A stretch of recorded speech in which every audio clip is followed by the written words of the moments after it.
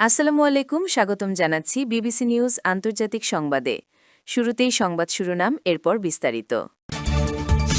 Hezbollah নিয়ন্ত্রণ নিল Iran, প্রস্তুত হচ্ছে যুদ্ধের জন্য। খামেনি পরিবারকে নির্মূলের পরিকল্পনা যুক্তরাষ্ট্রের। হোয়াইট হাউসে বন্দি জীবন, যা করতে পারেন না মার্কিন প্রেসিডেন্ট। এত চাপেও কেন নতি স্বীকার করেননি ইরান, জানতে চান ট্রাম্প। দর্শক, এতক্ষণ শুনছিলেন সংবাদ শিরোনাম। এখন বিস্তারিত।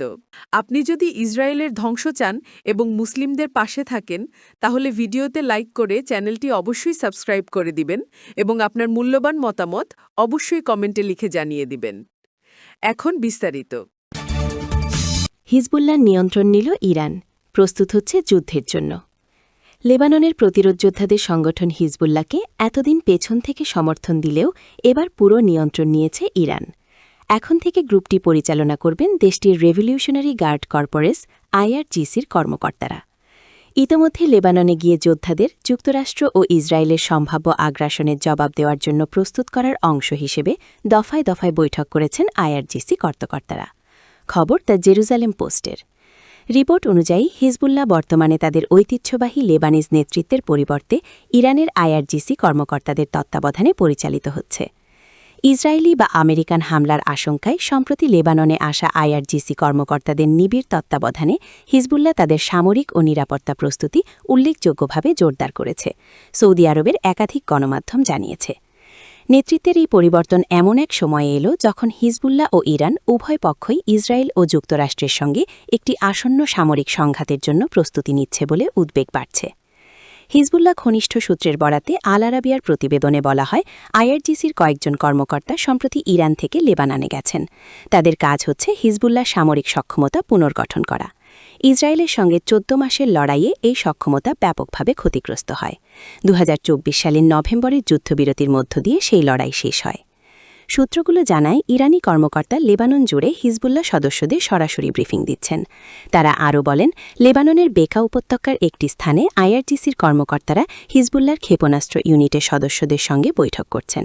স্থানটি শুক্রবার রাতে ইসরায়েলি বোমাবর্ষণের শিকার হয়। খামেনি পরিবারকে নির্মূলের পরিকল্পনা যুক্তরাষ্ট্রের। ইরানের সর্বোচ্চ নেতা আয়াতুল্লাহ আলী খামেনি এবং তার সম্ভাব্য উত্তরসূরি ছেলে মোজতাবা খামেনিকে হত্যার পরিকল্পনাসহ তেহরানের বিরুদ্ধে চরম সামরিক পদক্ষেপের একাধিক বিকল্প ডোনাল্ড ট্রাম্পের টেবিলে জমা দিয়েছে পেন্টাগন। মার্কিন সংবাদমাধ্যম অ্যাক্সিওসের এক প্রতিবেদনে বলা হয়েছে, যদি ইরান তার পারমাণবিক কর্মসূচি পুরোপুরি বন্ধের বিষয়ে ওয়াশিংটনের কঠোর শর্ত মেনে না নেয়, তবে ট্রাম্প এই চরম পথ বেছে নিতে পারেন। ট্রাম্পের একজন উপদেষ্টা জানিয়েছেন, পেন্টাগন প্রতিটি পরিস্থিতির জন্য আলাদা পরিকল্পনা তৈরি রেখেছে, যার মধ্যে একটি হল ইরানের সর্বোচ্চ নেতা ও প্রভাবশালী মোল্লাতন্ত্রের শীর্ষ নেতৃত্বকে নির্মূল করা। বর্তমানে মধ্যপ্রাচ্যে যুক্তরাষ্ট্রের বিশাল সামরিক উপস্থিতি ও ক্রমবর্ধমান উত্তেজনা একটি সম্ভাব্য যুদ্ধের ইঙ্গিত দিচ্ছে।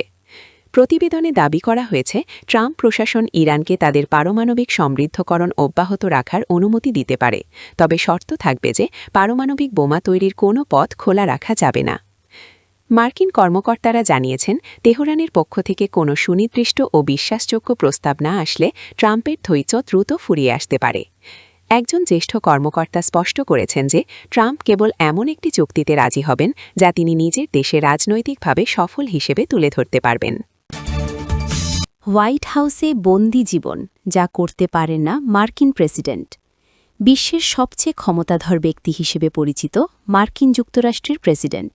তার হাতে থাকে অসীম রাজনৈতিক শক্তি, কিন্তু এই ক্ষমতার আড়ালে তাকে মেনে চলতে হয় এমন কিছু কঠোর নিয়ম যা একজন সাধারণ নাগরিকের জন্য খুবই স্বাভাবিক।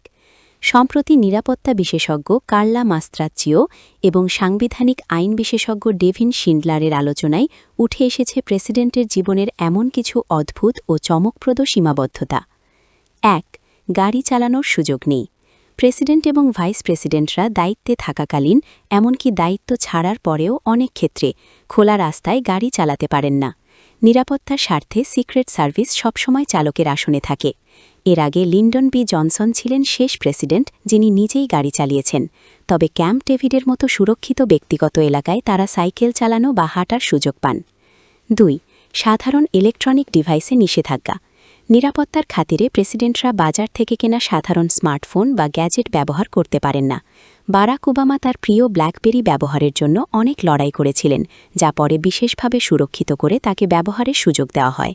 একইভাবে জো বাইডেনকেও তার অ্যাপেল ওয়াচ বা বেলেটন বাইকটি ব্যবহারের আগে কঠোর নিরাপত্তা পরিবর্তনের মধ্য দিয়ে যেতে হয়েছে। এত চাপেও কেন নতি স্বীকার করেনি ইরান, জানতে চান ট্রাম্প। মার্কিন প্রেসিডেন্ট ডোনাল্ড ট্রাম্প জানতে চেয়েছেন, যুক্তরাষ্ট্রের তীব্র চাপের মুখেও কেন ইরান এখনও নতি স্বীকার করেনি। ট্রাম্পের এই প্রশ্ন তিনি করেছেন মার্কিন বিশেষ দূত স্টিভ উইটকফের কাছে। ফক্স নিউজকে দেওয়া সাক্ষাৎকারে উইটকফ বলেন, প্রেসিডেন্ট কৌতূহলী যে ইরান কেন আত্মসমর্পণ বা নতি স্বীকার করার ঘোষণা দিচ্ছে না, যদিও যুক্তরাষ্ট্র অঞ্চলটিতে উল্লেখযোগ্য নৌ ও সামুদ্রিক শক্তি মোতায়েন করেছে। ওয়াশিংটনের লক্ষ্য ইরান আনুষ্ঠানিকভাবে ঘোষণা করুক যে তারা পারমাণবিক অস্ত্র চায় না এবং তা প্রমাণে পদক্ষেপের রূপরেখা দিক।